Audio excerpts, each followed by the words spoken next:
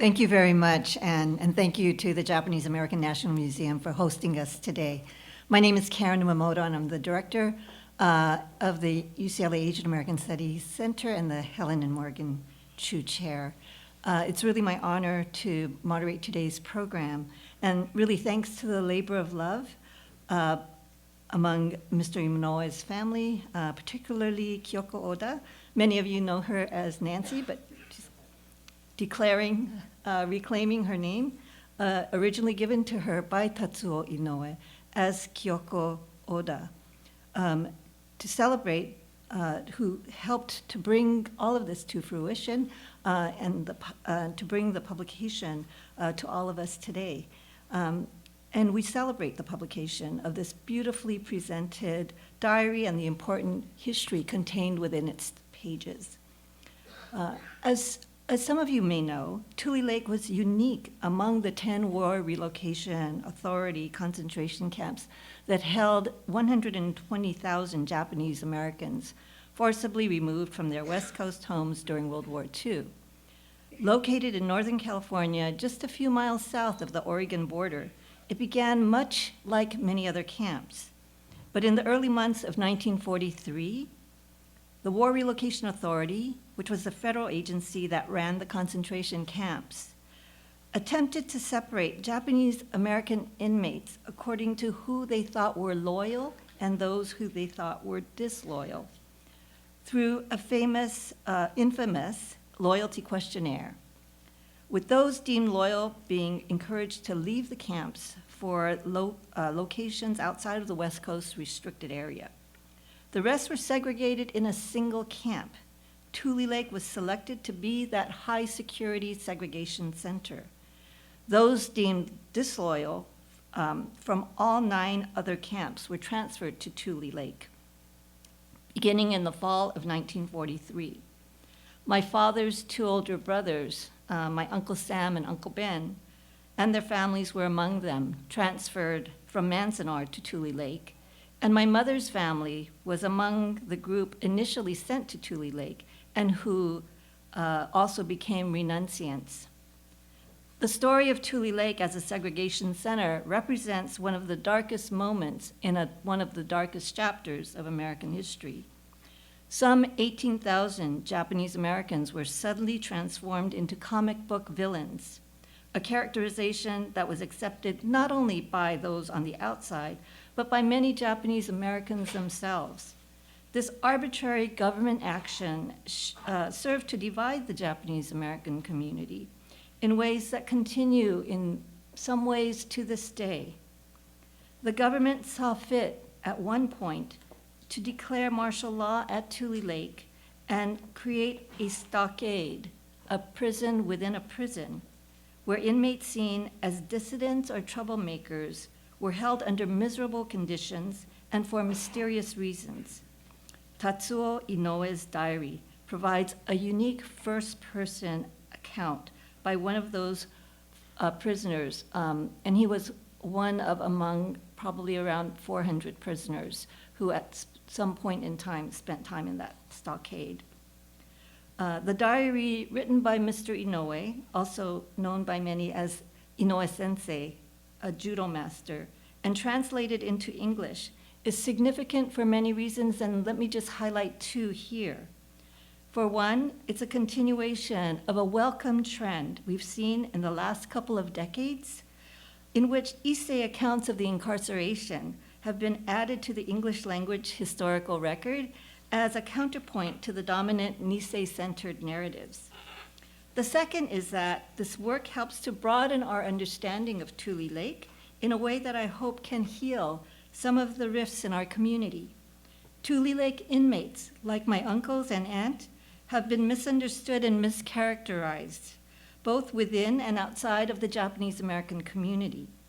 The humanity and grace of Tatsuo Inouye's account of the notorious stockades really adds a human dimension to the story that has been lacking, and that I hope brings greater understanding and acceptance to the Tule Lake story and to Japanese American incarceration history in general. We are fortunate to have 5 distinguished panelists who will start us off with short remarks and will be followed by a more interactive discussion to follow. And I will introduce each one of them as they speak. I will begin with an introduction of David Yoo. David K. Yoo is Vice President and Professor of Asian American Studies and History at UCLA. He is author and editor of 9 books, including the Oxford Handbook of Asian American Studies, History. David met and worked with Kyoko and her family to post the Tule Lake Stockade Diary on the website of the Tsuyama Project of the UCLA Asian American Studies Center. The Tsuyama Project focuses on the theme of resistance among Japanese Americans during World War II. Please welcome David Yoo.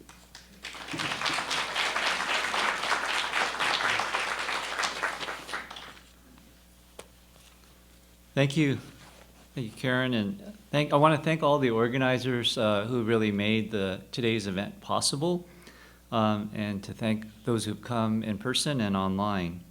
So it's really my honor to celebrate the publication of the Tule Lake Stockade Diary by Mr. Inouye, and also to congratulate his family members. I had the honor and pleasure of working with his youngest daughter.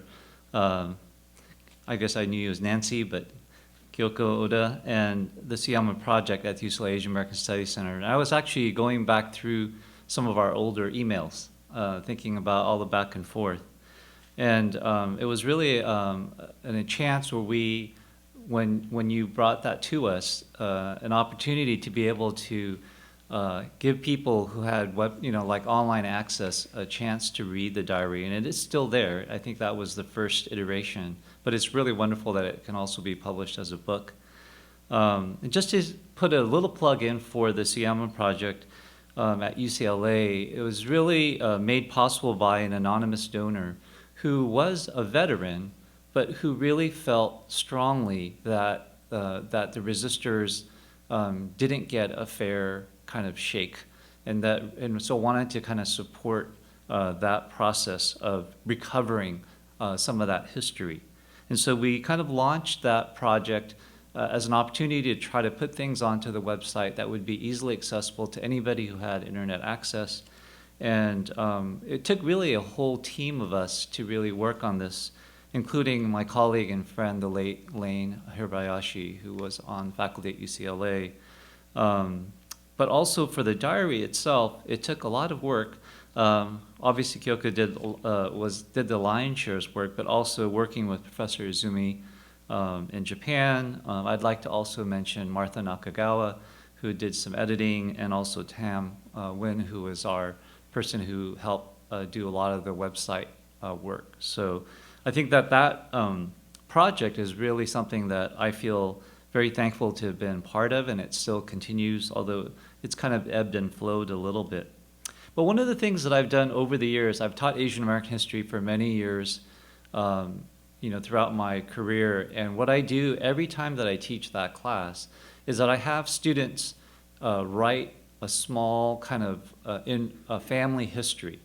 And the reason why I do that is because I want them to realize that their own family's history is part of larger history, whether that's part of the United States history or and all the connections that it might have to other transnational histories. And over those years that I've taught it, that class over the last 25 years or so, students have really presented some amazing stories.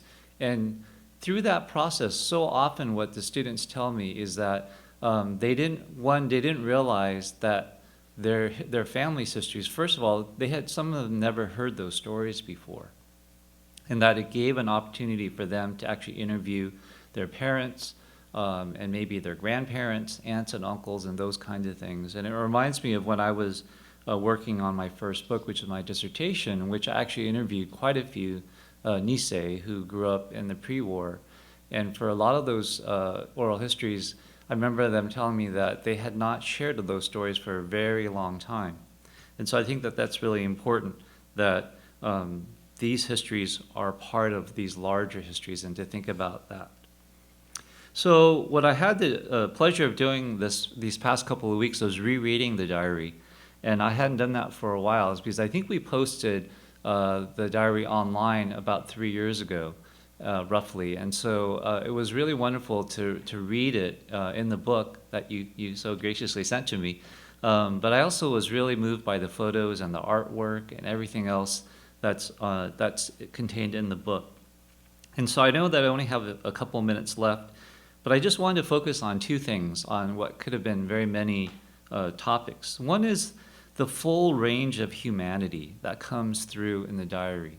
And by that I mean, as a document of social history, what's really impressive about the diary is that it really gives the full range of human experience. And I think that that's really important, because there are ways in which at least Asian Americans have often been limited to very kind of flat, two-dimensional kinds of experience. And what this diary does is that it really shows, in a very difficult circumstance, obviously, but within that, the diary opens up kind of the full range of human experience. And I think that's really important for us to kind of grapple with. And some of those things are obviously about strength and dignity, but there are also other things that are difficult about our communities. But again, I think that's why, as a social history document, it's very important to be able to wrestle with all of that, the totality of experience. And the second is something that I just mentioned, which I think what really comes through is the dignity and strength of Mr. Inouye and the members of his family and others that are there through these very difficult experiences. I assume that part of that strength and dignity for Mr. Inouye comes through his judo training. I think that was, it seemed to me like that was part of that experience. But his reflections and observations really ended up being a legacy for the future. And one of the entries that stood out to me was on January 9th in 1944. It was just a part of a line that he recorded there, but it says, "But the day will come when our justice is recognized." And it seems to me like the publication of this book and its distribution is part of that process of that justice coming to fruition. And it's taken a while, but it struck me that at different points in the diary, he was conscious of the fact that his writings would that there would be a time when the things that were taking place at that time would be able to be viewed in a larger frame, and I think he was very confident in that. So I'm very thankful that have been a small part of this process, and most of all, I'm thankful to the family for really making sure that this diary survived. And what's interesting to me is that I think the origins of the diary, in part, were Kyoko, when you were taking the class at UCLA in the 1970s, and so you had a similar assignment, I think, Professor Moriyama's class, and so you ended up, I remember the really stories that you said about how you stayed up with your dad doing some of the transcriptions and through that process. And so it's really wonderful through that whole process to now see it come to this place. So thank you for letting me be part of that, and I'm just really glad to be here today.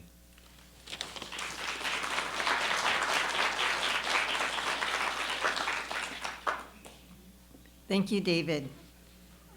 Nancy's English name was a result of homework given to her by the nuns at Maryknoll School when she was a child, and she's worn that name for the past 75 years. But today I introduce her as Kyoko Oda, the name her father gave her upon her birth. She's reclaiming that name. That means cooperation or harmony, reflecting one of her many strengths in bringing people together in harmonious relationships. Kyoko is a Bruin, as you know, with a degree in East Asian studies, and her professor, the late Alan Moriyama, was the inspiration to start her project, as David mentioned.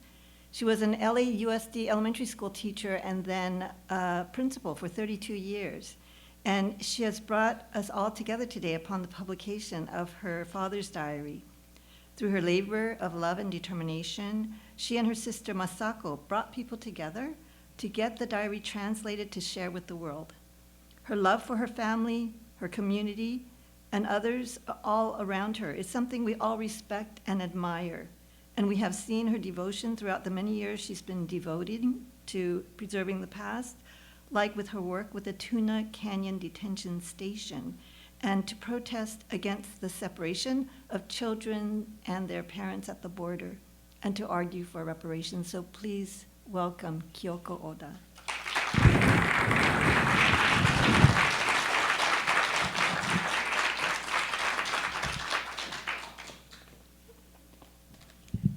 Thank you for that wonderful introduction. I really appreciate it. I hope to be that person you described.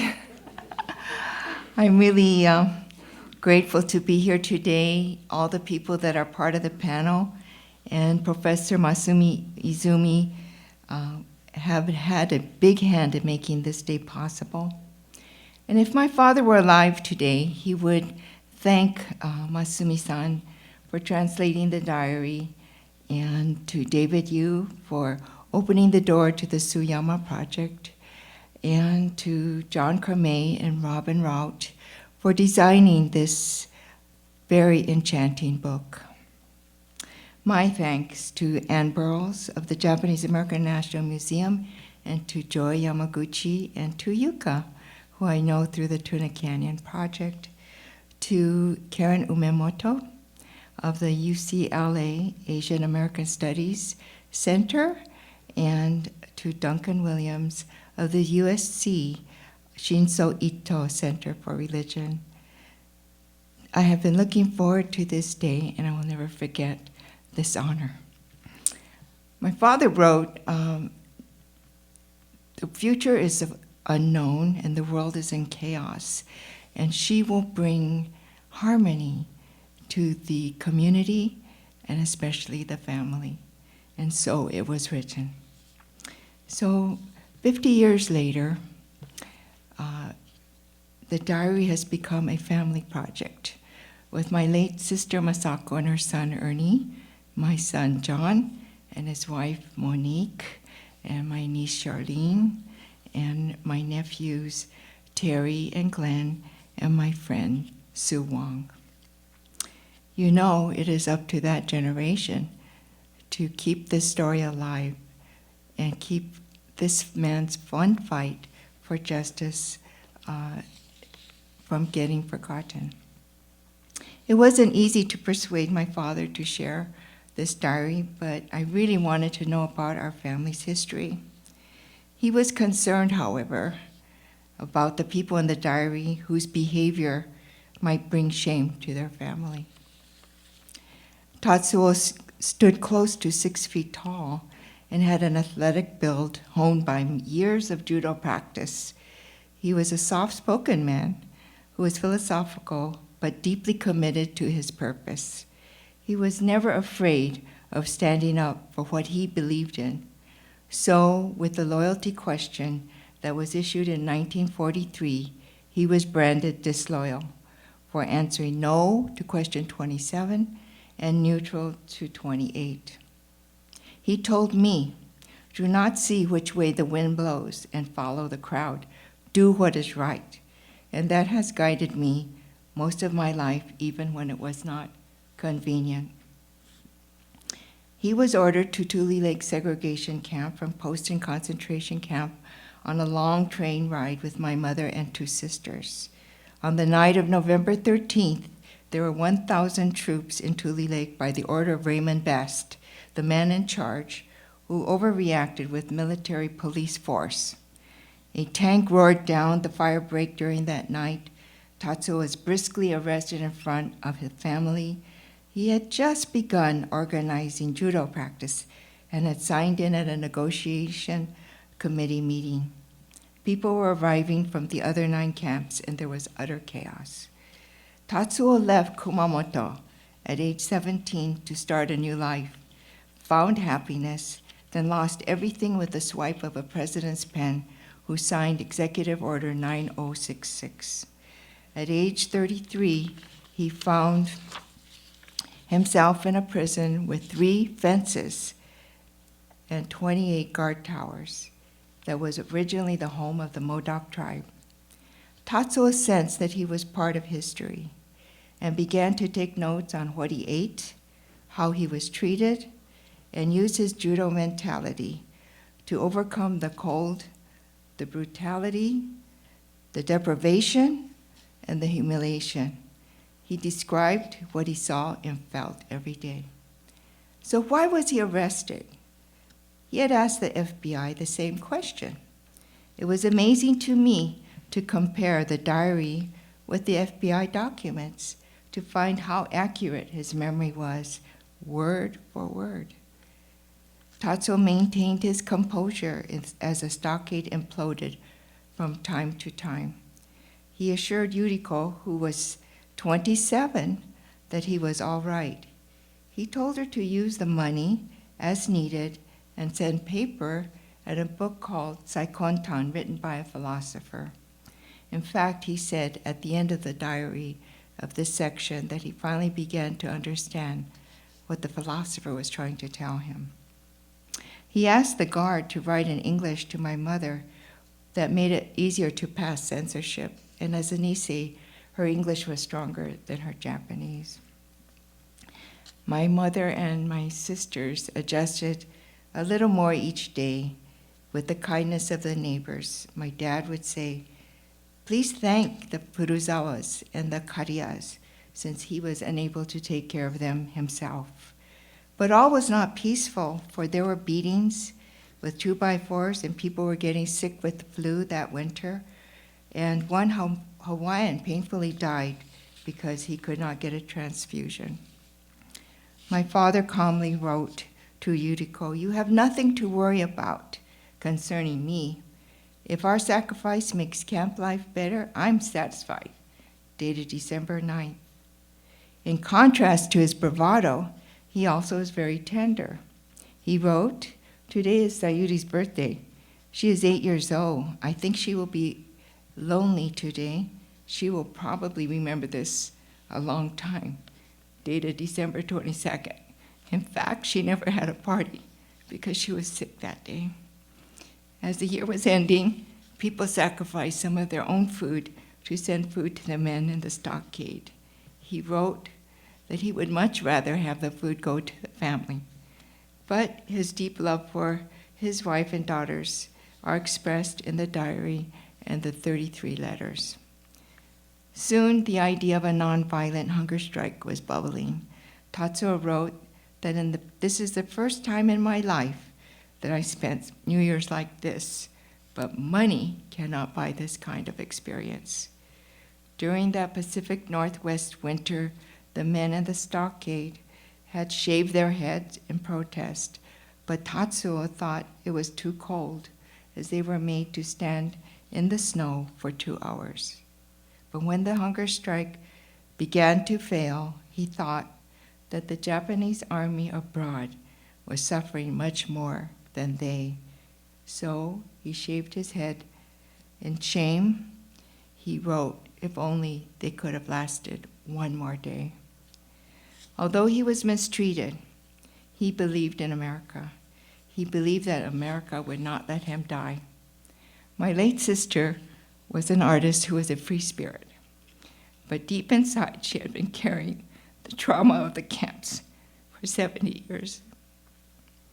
After her first pilgrimage in 2009, she began to massage clay, as she called Mother Earth.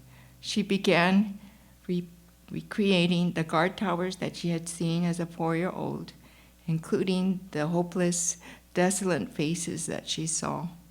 And finally, our family that you see on the cover of the book. Despite the cruel treatment in the stockade and the forces around the kibei, people who were born in the United States, went to Japan for education, and later returned to expatriate or repatriate, my father ultimately petitioned to return to Los Angeles to get medical treatment for Sayuri, who fell ill to rheumatic fever. My parents were somehow able to bring many artifacts, the Stockade Diary, and letters home. So the journey today has taken me 50 years, and I'm so happy to share this story with you. My father taught me to have a purposeful life, to stand up for what I believe in, and to defend the rights of all people. Daddy, this book is for you.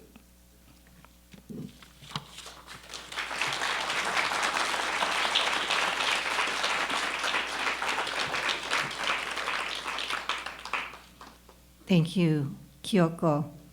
I'm sure his Mitama spirit is smiling down on you right now, as well as the rest of us. Nancy and I have a connection through the Konko Church because Inouye Sensei used to have his judo lessons at the Konko Church where I grew up myself as a child.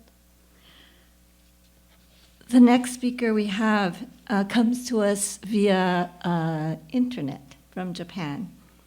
Masumi Izumi is a professor of North American Studies at the Department of Global and Regional Studies at Doshisha University in Kyoto, Japan. She is a historian of Japanese American and Japanese Canadian wartime experiences, as well as their post-internment community building efforts. She authored The Rise and Fall of Americans' Concentration Camp, Law, Civil Liberties Debates from the Internment to McCarthyism and the Radical 1960s. In 2020, Masumi published the first comprehensive history of Japanese Canadians in Japanese, titled The Japanese Canadian Movement, the little-known Trans-Pacific History of Japanese Migration and Activism. Masumi met Kyoko and her sister Masako in 2013 and learned about the World War II camp diaries written in Japanese by their father. She translated a part of the diary into English as the Tule Lake Stockade Diary. So I think we're going to connect with her right now. Hello, my name is Masumi Izumi, and I'm recording this talk in Kyoto, Japan. I was very disappointed that I could not attend this symposium in person due to the new coronavirus variant and the stricter quarantine policy in Japan for overseas travel. I am very honored to be a part of this event and to have the opportunity to share the story of how I met Nancy Kyoko and Ernie Jane Masako and how I got to translate the Tule Lake Stockade Diary into English. Our encounter happened in Seattle in July 2013.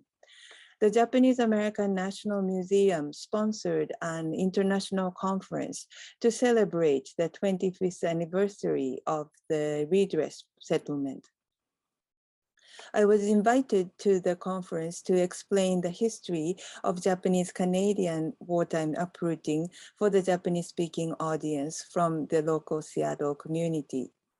I was so happy to be reunited with the Japanese American and Japanese Canadian community activists who I got to know over the years through my research, and to hang around with my friends and other scholars in the field. On the last day of the conference, all of my friends were already gone, and I thought I would go to the top floor of the hotel where the swimming pool was. So I had my swimsuit on underneath my t-shirt and pants, and I took the elevator. I went to the first floor just to make sure that there was no one I could chat with in the bar, and then I took the elevator upstairs. There were two elderly ladies in the same elevator. One of them kept staring at me in a stern look. I might have smiled an awkward smile. Then the other lady said, hello.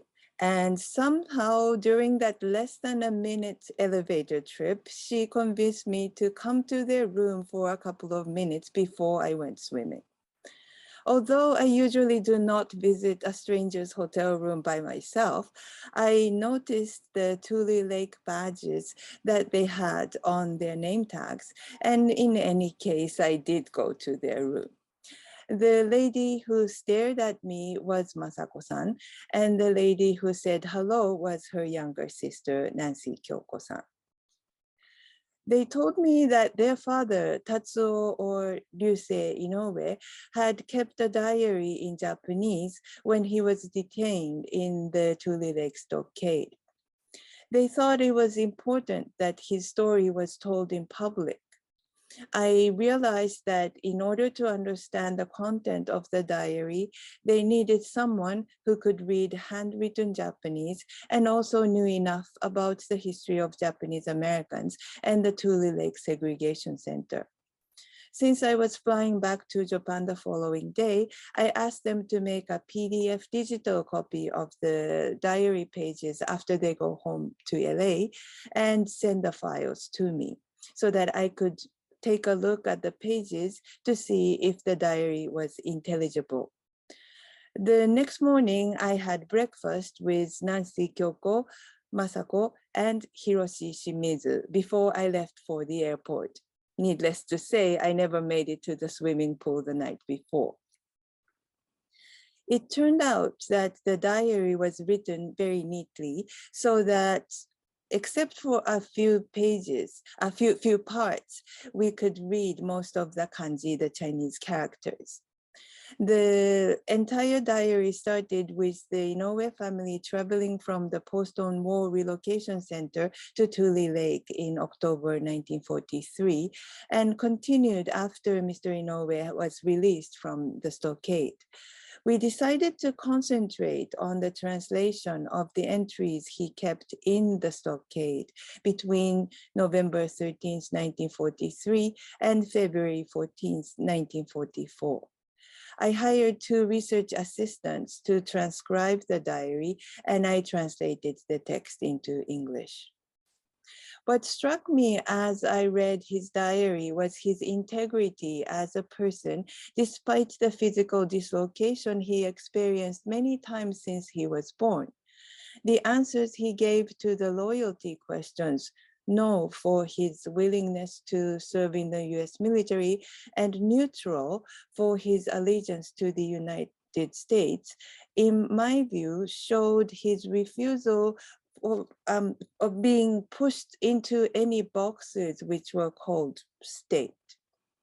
In the diary, he keeps asking how he and other stockade inmates should behave as good Japanese, but I read these words as meaning virtuous human beings as he and others considered themselves as Japanese.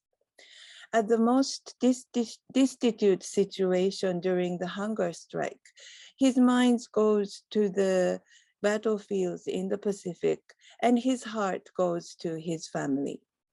He is seeing through time and contemplating on his existence as a judo practitioner beyond conflict, beyond hatred, beyond the raging war.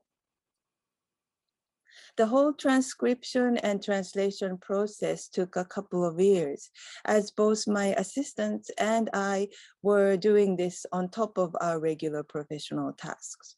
During this time, Nancy Kyoko met Professor David Yoo, who suggested that the diary could be a part of the UCLA's Suyama Project website. He also suggested that Martha Nakagawa could edit my translation. So the stage was set. I just needed to complete the English text. On one afternoon, my phone rang, and it was Masako speaking. She sounded perplexed, as if she didn't mean to call me. But when she realized that she had called me, she asked me how the translation was coming along, and she said, "I'm worried, I don't have time." I didn't know what she meant, but I understood that I should work on the translation harder. Then I got a message from Nancy Kyoko-san that Masako-san was not well. I pushed the process forward and we completed the translated text. Masako could still read it. The diary showed how much Mr. Inoue cared about his family and worried about his children, especially Masako, who was a preschooler when her father was taken away. Masako read her father's thoughts in Tule Lake 73 years after he wrote the diary. shortly after Masako's condition worsened and he passed away in June 2017. Putting the text on the internet took almost another year. In late May 2018, the Tule Lake Stockade Diary was released on the Suyama Project website. Now it is open for the world to read. Thank you very much.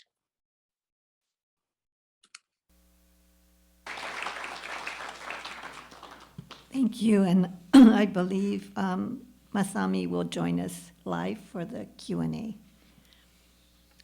Our next speaker is Hiroshi Shimizu. Hiroshi was born in Topaz and passed through Minidoka, Ellis Island, and Rower before arriving at Tule Lake at 6 months of age.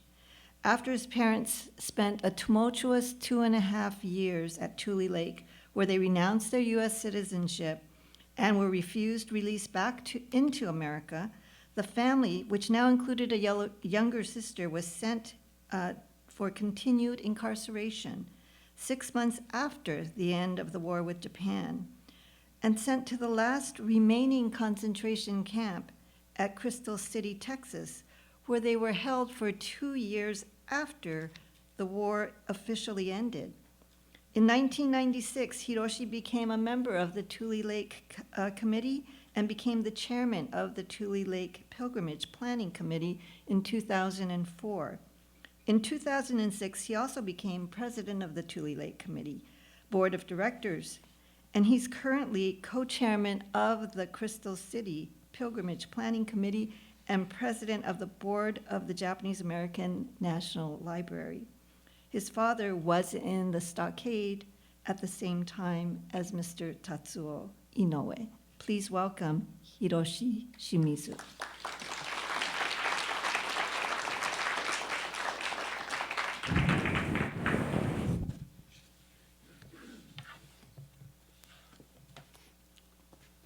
Thank you, Karen. I want to talk about Tatsuo Inoue and my father. They met in the stockade. Inoue Sensei was incarcerated in November, I think November 14th, in the stockade, and my father was incarcerated on December 18th. So almost a little over a month after Inoue Sensei was incarcerated, my father was also. And they met in the stockade and became fast friends.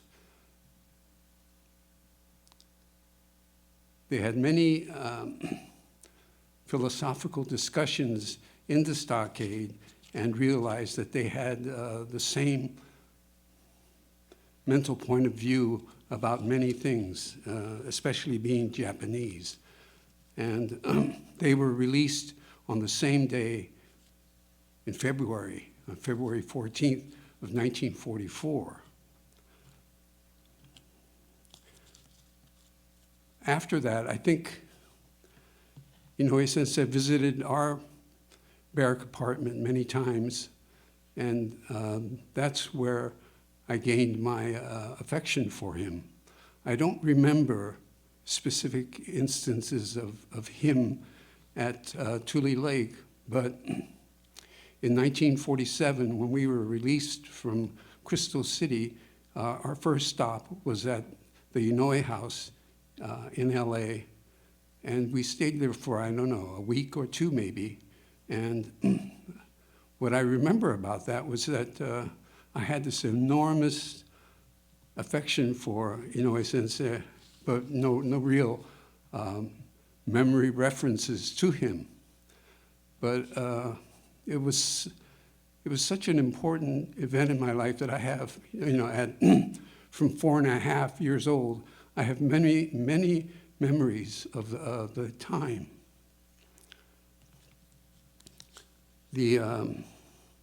The publication of this diary reveals much of the injustice and cruelty that the Army inflicted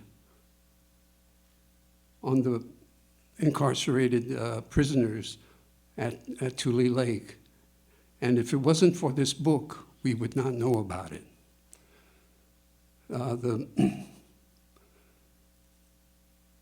The focus that I want to bring to that is what happened to the negotiating committee when they were arrested. To take a step back, the negotiating committee was formed out of the Daihyo Kai, which was formed as a response to the farm truck accident in October of 1943. And they were formed to give a unified response to the administration from the people of Tule Lake. They held an election in all the blocks, and then all the block representatives selected the members of the Daihyo, and then the Daihyo selected the members of the negotiating committee. So they represented the people of Tule Lake. But the Army had a different take on it. I think from some informant that told the director, Raymond Best, that the election had been rigged. And the negotiating committee didn't really represent the people, but was gathered through fixing of the election. So the administration refused to negotiate with the negotiating committee, and after having several meetings with them, after the so-called incident of November 4th, they put out arrest warrants for 5 of the members of the negotiating committee, and they went into hiding. One was caught before the others, and so there were 4 outstanding members of the negotiating committee hiding out. They decided to turn themselves in on December 1st, 1943. On that date, they had a meeting, and Reverend Kai, as the spokesman for the negotiating committee, named a replacement negotiating committee that included my father. And I think that's the reason why he was arrested 18 days later. And so that set the stage for their meeting in the stockade. And from the diary, one of the things that we didn't know anything about was what happened to the negotiating committee once they were arrested. And it's in Inouye Sensei's diary that comes out, and I'd like to read to you what he says about it. December 2nd, 4 negotiating members, excuse me a second, I can't see, are now in the old stockade. Although we can't, the old stockade meaning the tent stockade, or as it was referred to commonly as the bullpen. Although we cannot see them, we wave towards their direction. They have endured the struggle thus far, but must continue to struggle. When will they be rewarded for their efforts? This is nothing compared to the soldiers fighting on the front lines, but we also cannot give in if we want to call ourselves men. And then on December 11th, he writes, before dinner, the 5 men imprisoned in the old tent stockade were released one by one, every 30 minutes apart, under heavy guard to our stockade. They came carrying their blankets. For 11 days, the 5 men had not been able to bathe or given access to a latrine. As a result, they had dug a hole inside the tent to relieve themselves. In addition, the guards contaminated their food, so they had unanimously stopped eating. They also had insufficient coal and no mattress to sleep on, so they were unable to sleep. They were treated worse than a cat or dog. They resembled a colored person because they were so covered with dark filth. It was clear that they were brought to the stockade barrack because the Spanish consul would be there tomorrow.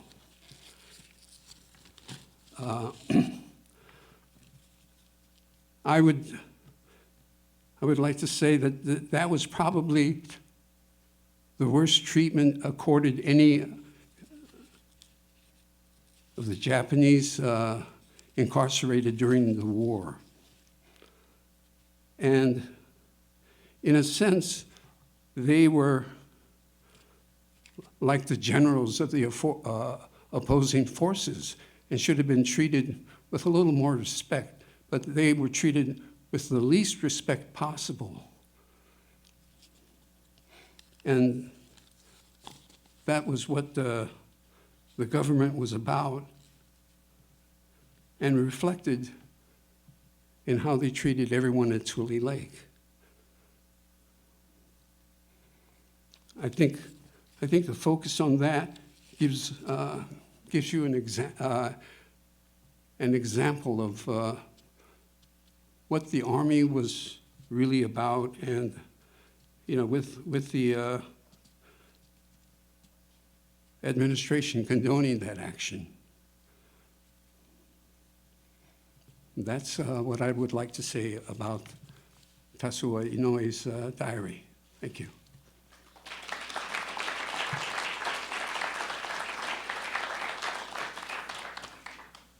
Thank you very much, Hiroshi. It's hard sometimes when these things hit so close to home and bring up such terrible memories. And I really honor and respect those who are willing to share their stories and the memories of their ancestors. So thank you. Our next speaker is Duncan Williams, Duncan Williams. Duncan was born in Tokyo to a Japanese mother and a British father, and grew up in both Japan and England. He moved to the US to attend college at Reed College and graduate school at Harvard University, where he got a PhD in religion. Dr. Williams is currently professor of religion and East Asian languages and cultures and the director of the USC. That's a terrible mistake. I apologize.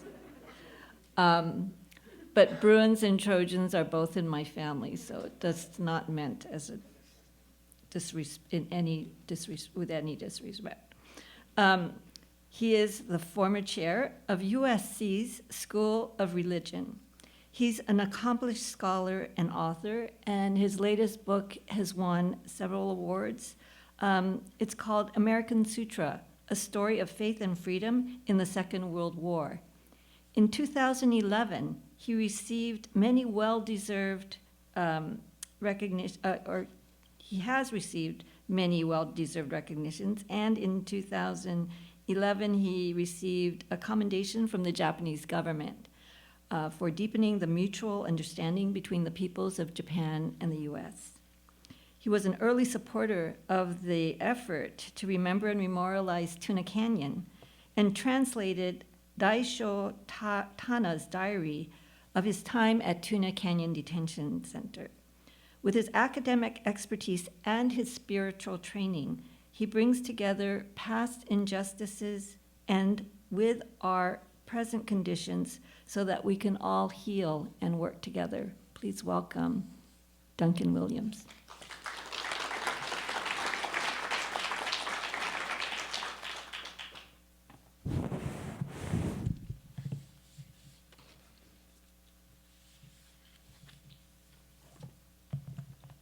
Karen, thank you so much for that kind introduction. And Kyoko, I'm so happy to join you today to celebrate this publication.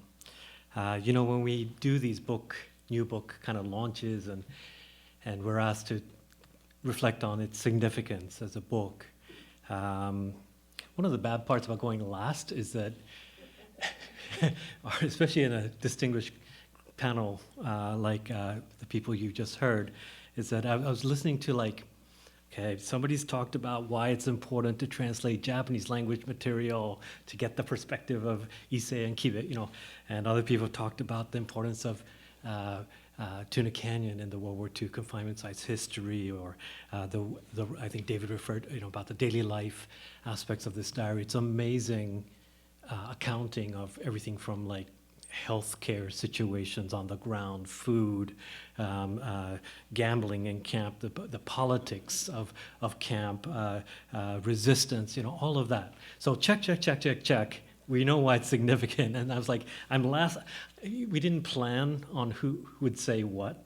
So I'm down to two keywords left on my list of things that I thought were important about the book. Persimmons and judo. So I'm gonna just focus my remarks on those. When Kyoko brought a whole box of these books, she also kindly brought a month and a bit ago some wonderful persimmons, and I was rereading the diary after that, and on at least three occasions in the diary, there's mention of persimmons.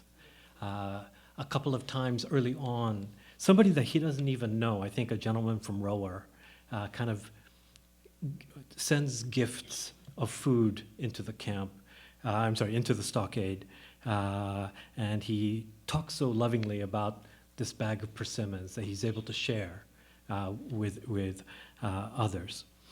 And I began thinking about, you know, in my own family, persimmons are very important, and we, you know, there's different varietals, and then hoshigaki especially. And I started to think about hoshigaki, or dried persimmons, and this book. And the reason is, I was trying to come up with a different metaphor about why historical writing is important than the one that's always kind of in my mind. And whenever I talk to my own graduate students, I say, this is again like transmitting something I learned in graduate school. A good piece of historical writing is like a good chocolate chip cookie. It should have enough chocolate chips, but also enough dough that it kind of holds together. And the metaphor is, you know, the chocolate chips are the particulars, the anecdotes, the stories, but you also need a frame, a perspective, the context that kind of holds it together about why telling particular stories. Why does a list in here, this diary that chronicles all the food sent in by block so-and-so and this individual and so on, why does it matter, the particulars? It only matters if we understand some of the frame and the context. And so I was going to go with that, but then I was like, no, I'm going to think about persimmons and hoshigaki, because as I think many of you know, I think there's a little U.S. hoshigaki boom right now. But, you know, people take the persimmons and, you know, you have to peel it, and then you get the twine and you kind of kakeru, right? Like you put the persimmons in and hang it down, sometimes outside, sometimes inside. And it takes a certain kind of care to make sure it ends up as that kind of sweet, succulent. It's got that little, you know, that natural sugar coating on the outside. You need to kind of massage it once in a while. You need to make sure the humidity and temperature, you know, are not too high or low, because that can cause mold and the air pockets. And there's a lot of care that goes to making a good dried persimmon. And I was thinking, this book has taken a lot of care. The key people are in the room who've made it happen. David, you know, there's a whole team of people that were massaging it sometimes, pushing out the air bubbles, making sure that today we have something that is worthy, and something that you can't rush, and it takes time. And we're just so grateful, number one, that this is out now. The second keyword I had was judo, and it's because in my own family I also have a kind of personal memory or connection. And when I was a kid, I was forced to go to judo, and I had to go to the local police station. And my brother was quite good, so he stuck at it. Eventually, I had to drop out, and I became a tennis player and so on. But the reason we had to do it was my great-great-great-grandfather from my mom's Ikubo style, and Ikubo Tsunetoshi was the teacher to Kano Jigoro, the founder, so-called founder of judo. And in the diary, since it refers to this founder of judo, Kano Jigoro, more than one time.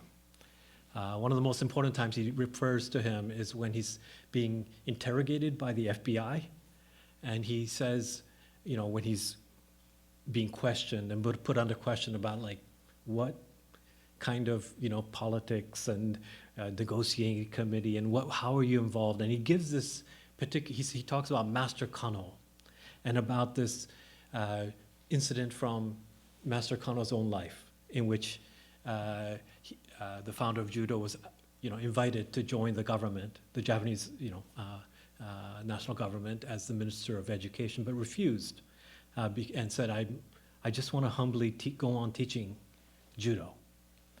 And he said something similar in this diary. He said, "There are other people who can serve on committees, even if I don't do it, but those people cannot teach judo, even if I ask them to." So he had this kind of like commitment, not to the political winds of the time, but to teaching judo. And so I just wanted to kind of go into that for a moment. In legend, at least, when my great-grandfather gave Kano Jigoro the license to teach and so forth, it had to do with the fact that at a certain point, Kano himself writes about his teacher, Ikubo, as somebody who used to just throw me around all the time. But in recent times, I'm regularly throwing him. And what I know is that the only difference between before and now is that I have learned the principle of how to break the posture of the opponent before moving in for the throw. There's many things in this diary that is really about breaking the posture of the opponent. And the opponent here being America's racism and discrimination. And in many ways, he talks a lot about not falling into the storyline, the narrative. There's a section, I think he says, November 16, 1943, questioning continues daily. They ask us, who's the mastermind? We reply, no one, but they think there's someone in the background pulling the strings. They concoct a scenario and try to fit the story into their narrative. I think one of the powerful things about a book like this is that it provides a different narrative, and one that sets the terms of storytelling, and one in which he is constantly trying to break the posture of the opponent, which is racism. And in many ways, Kyoko, I feel like all your work over the decades with Tuna Canyon, all your work in educating us about the World War II camp experience, those are all the different ways you've been breaking the opponent's posture. And like a hoshigaki that's been fully matured now, today was the day. I think you made the throw with the right timing. So congratulations.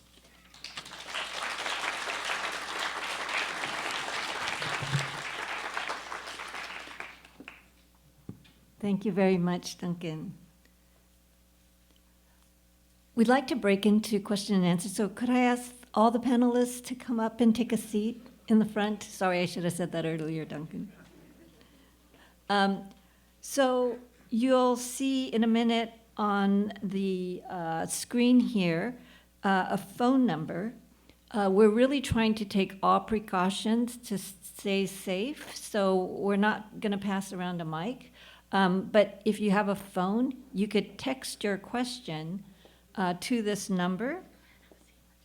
And then Joy is going to type it so that I could see it on my iPad, and I will read the question from there, right? Technology.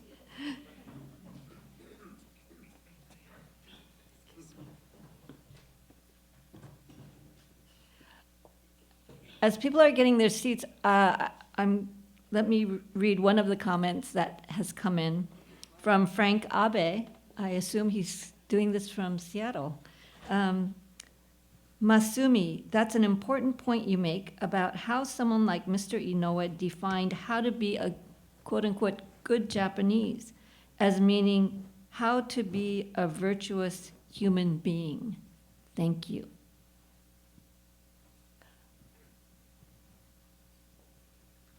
So here's the number. Please text your question.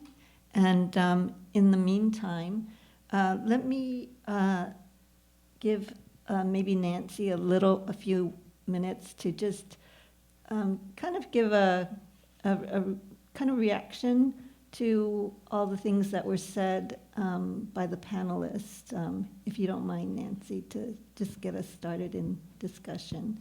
And do you want to come up here?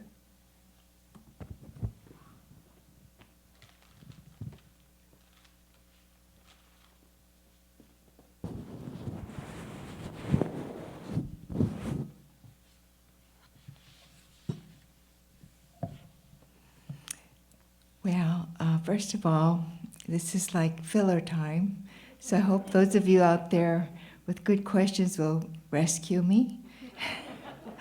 But today was very important in many ways. I started this project in the 1970s, and it's about 50 years later, and one of the things I chose to wear today just to celebrate is this bracelet made by my Tuna Canyon friend that says harmony, because I really think that that's what we need to bring world peace. And secondly, I wore this jewelry also given to me by Tuna Canyon with the tree of life, that I heard that kanji had a lot to do with selecting the symbolism that indeed, we are here for a purpose. And some of you know that I was very ill. And so one of the things that kept me going is this book, because I made a promise to my sister, Masako, that I would do this, and I could not fail. So that was a non-choice. So, sometimes in life, we were very blessed that you could have full circle and get something done. I had long hair, and it was black, and now I'm an elderly person, which was really shocking to hear Masumi say that. I said, gee, is that what she saw? I was a little disturbed, but, still grateful. And I have to say, people have been so generous, all these students needed to buy their groceries and food, so I'm sure she gave them compensation and never asked me for anything. And Robin and John, who produced the book, they didn't want anything for it. They felt it was that important. And Dr. Yoo, he actually, this is not significant to the content of the story, but as a former Bruin student, he invited us to the faculty lounge, the cafeteria, which for me was a big wow, because I would see all these smart people go and eat lunch, and and he treated us like royalties. I really appreciated it. So, life is great, and I've been having a really wonderful time. But I think Duncan really, it's funny, Duncan, you made a great story out of the persimmon. And we all look forward to that every year. But I will not look at it the same way again. But it's true, we massaged this for 50 years. And when I eat the next one, it'll be awesome. But we're really very, very grateful to all the people who contributed to the panel today. This was a very special group. it's not quite a reunion, but it's kind of the most important people who got us to this spot in my journey. And so I appreciate you coming from Westwood, which could be a big drive, and also all the way from San Francisco. And then Masumi really was trying to come until the band was brought down from Japan, and we had been talking about, the various tests that she would have to take to come, and it's the end of the school year for her too, and she was making a big sacrifice to try to come today. So I really, really appreciate everyone. And one person I haven't mentioned is my dear husband Kay, who's here today, and he's my silent partner, but at home he tells me what to do. Because we're kind of Japanese style, I do what he says. My son said the reason why you don't fight is because I'm not so bold at home. But I appreciate all of your support through this very, very difficult time. We all have gone through the most historic pandemic, and I think that we all have gratitude that we're here today. So have we gotten a question yet?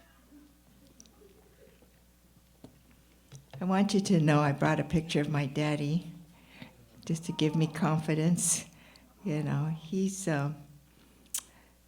this is kind of a strange thing to say, but my husband said at the funeral, he says, the daughters did not love their dad, they adored him. And so that's just something that helped us get to this day, because we had such great admiration for our dad. And if you saw the picture that Hiroshi put up of my dad and his dad, and I don't know if you could put it back up, he photobombed the picture. So I don't know if you could find that picture again, but it was taken in San Francisco. And he said he was I think he didn't mention my dad had a good sense of humor, and I know my father was very disappointed that I was a girl.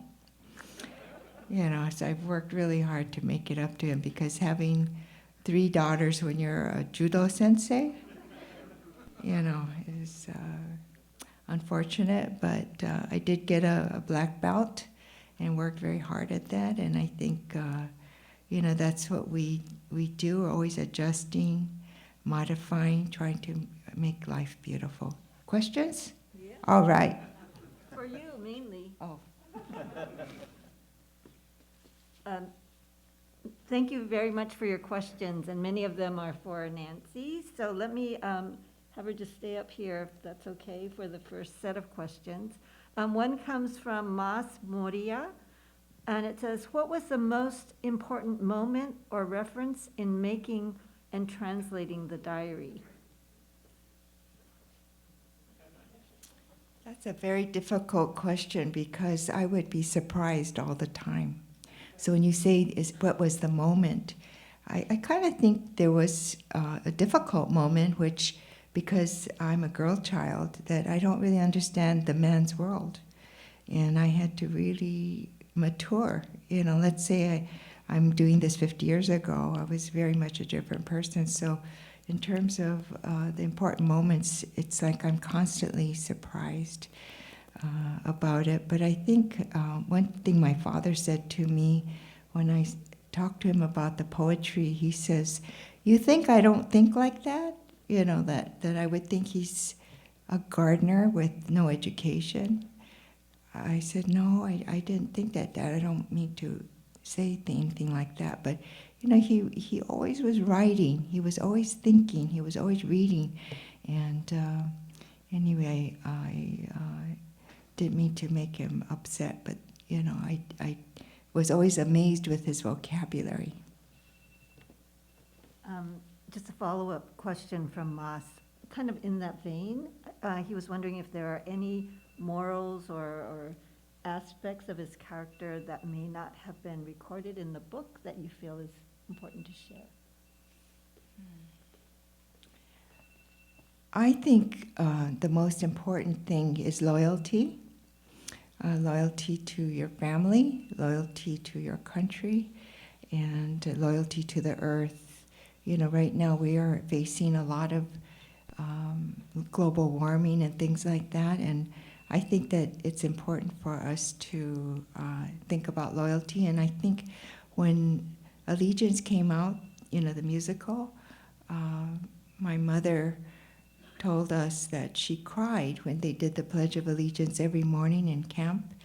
And that really touched me because I have a great affection for this country that was shaken by this book. Was shaken that anybody could be asked to consider repatriation. I thought, once you're American, you're always American. And to suggest such an insulting thing, and yet, he struggled with that, because, he did have a place to return to in Japan, but he was loyal to this country. His mother told him to love both countries. Thank you. We have a question from an old friend, Stan Shikuma. He says, "It is amazing that the diary survived. When did you realize the importance of the diary, not just as a family history, but for Japanese American and American history?" I know most of you haven't seen the diary. I have it, I take very good care of it, watching the temperature, because although I'm an amateur, I'm kind of aware of how important it is to preserve it. So I think he said, when did I realize that this was an important? Yeah, when did you realize the importance to American history and J history? Well, there was something that told me to do this, and I know that the Tuleans have always been the victim of ridicule. The community, our community, has been very negative about people from Tule Lake, and so I wanted to find out why. What made us different?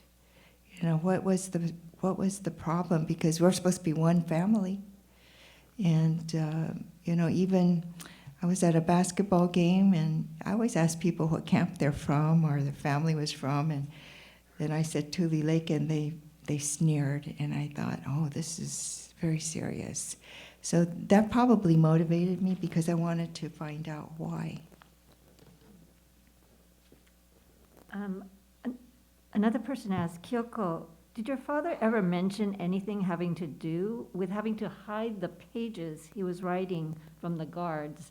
And also, when he left the stockade, did he have to smuggle it out, or did they allow him to keep it? I don't think they allowed him to just bring it out in the broad daylight. On the last day, he wrote, when the guard stopped him and asked him, "What do you have there?" He says, "Scriptures, scriptures." And so he let him go. But he had asked my mother for a paper, so he continually wrote, sometimes hiding them under boards under the barrack itself. But, it's not a unique diary in the sense of his life, because I have pages of his diary since he left Japan till just about the time he passed away, because he wasn't ready to go yet. I think he would have really enjoyed being here today. Thank you. I think we're running out of time, so I'm going to jump to a question for all of the panelists, and then Kyoko, I think you could maybe chime in at the end of this last question. So Lauren Stroop says, "Thank you to the panelists for their emphasis on how important the details were in this book." And she loves Lauren loves the persimmon analogy, and asks, what can we do as an audience to carry on the legacy of this book and Tatsuo Inouye's story? So don't jump to the mic all at once. Sure, I can try. Oh, you to answer. have. Oh, I didn't know you had mics. That's Yeah, great. mics. So the Ju and Do, the pliancy, Ju, right? Flexibility, adaptability, and then Do, the kind of principled stance. I think Kyoko mentioned it as kind of like, doing the right thing, even if it's not the popular thing, doing the right thing, even if it's not the convenient thing. And sometimes when you do that, it's not, advantageous in the short term. But to take that long view of justice, I think, is something that we all can struggle with ourselves. So I think that's one of the teachings of the book. Thank you. Hiroshi? I think the diary flows into the narrative of racism in America, and that's going to be the significant residue from this book. Yeah, that's my feeling on that.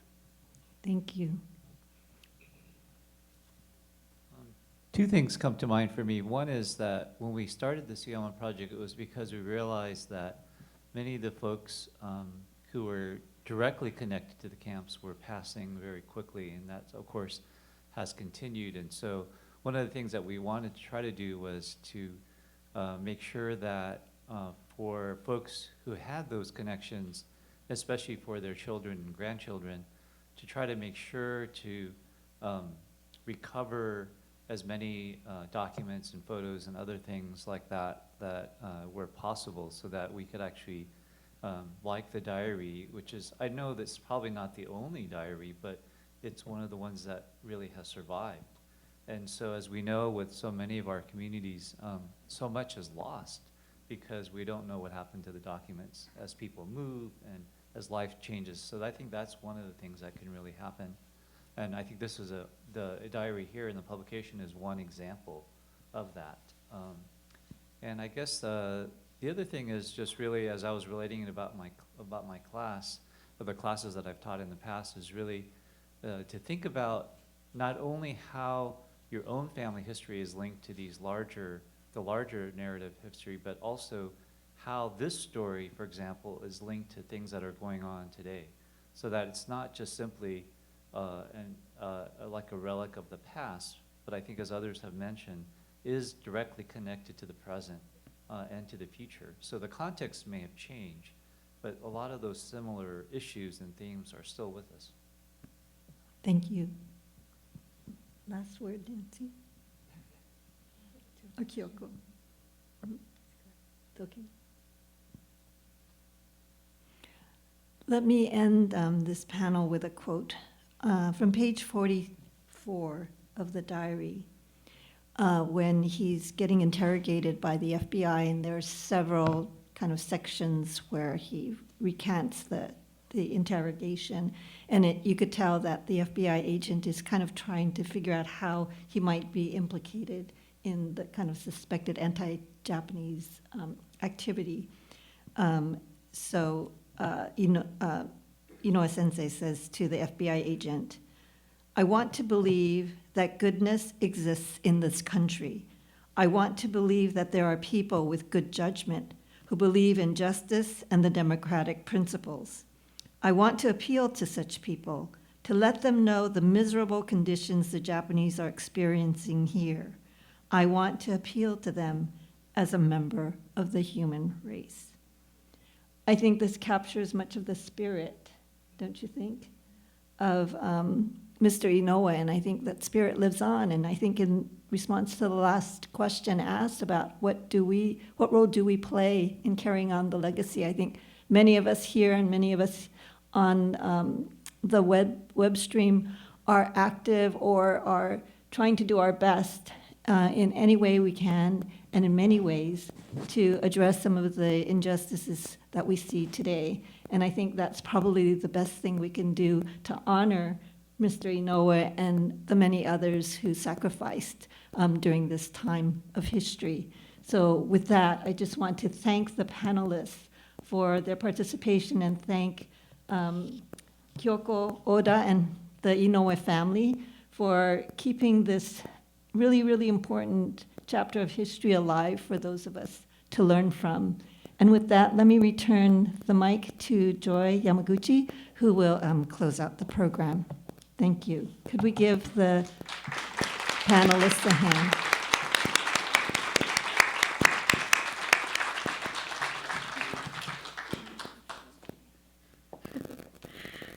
And can we also give Karen a hand for her moderation today?